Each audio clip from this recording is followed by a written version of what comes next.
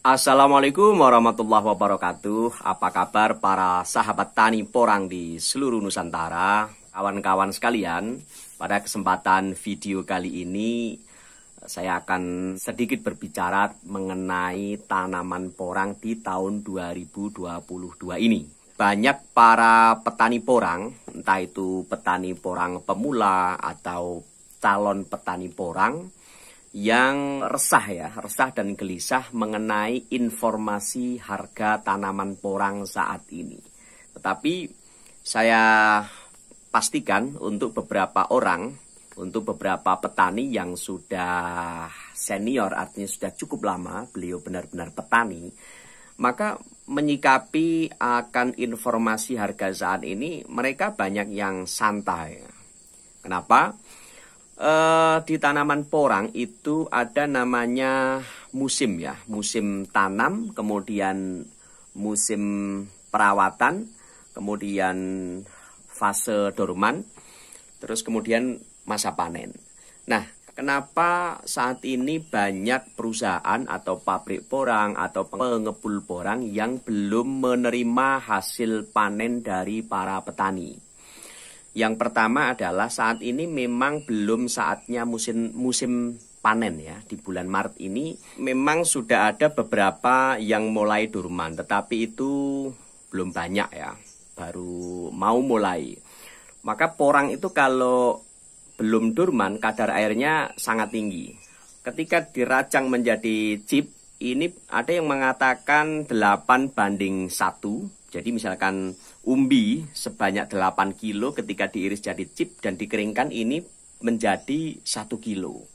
Beda dengan nanti kalau porang ini sudah benar-benar dorman ya, di bulan Juni, di bulan Juli, Agustus. Lah ini bisa 6:1, bisa 5:1. Maka ini ketika ini dikonversi dari harga kulak sama harga jual chip, nah ini mereka juga menghitung.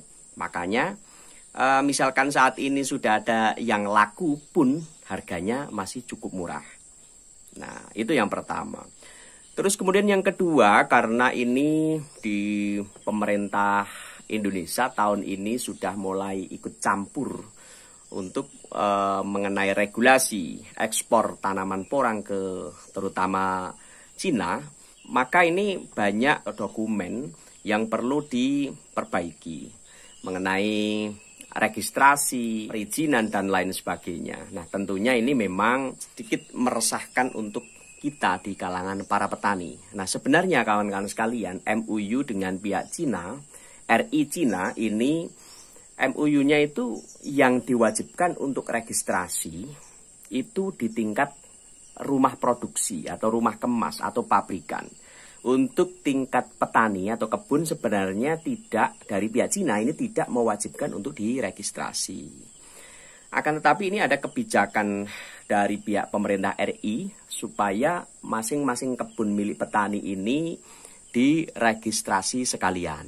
Nah, hal inilah yang menyebabkan terlambatnya pihak pabrik mengeluarkan atau merilis harga ke para petani karena masih mengurus regulasi supaya nanti kedepannya itu lebih teratur katanya. Tapi kita nggak tahu ya di balik itu apakah ada politisasi atau kepingin ada yang diuntungkan segelintir orang. Kita nggak tahu, kita petani kecil, yang penting kita mengikuti apa yang disarankan oleh pihak pemerintah. Nah, kawan-kawan sekalian, jadi pesan saya tidak perlu khawatir bahwa porangnya tidak akan laku. Insya Allah laku. Maka saat ini konsentrasilah merawat porang Anda sekalian, bersihkan gulmanya supaya nanti pada saat panen Anda lebih enjoy, lebih enak. Nah, saran saya tunggu saja sampai benar-benar dorman, sampai pihak perusahaan, pihak pabrikan atau pihak pengepul merilis harga. Ya, pasti akan laku. Oke, demikian sedikit tips dari saya. Semoga sedikit informasi ini bisa memberikan angin segar untuk kawan-kawan petani porang di seluruh Indonesia. Terima kasih. Salam petani porang dari Kabupaten Kendal, Jawa Tengah.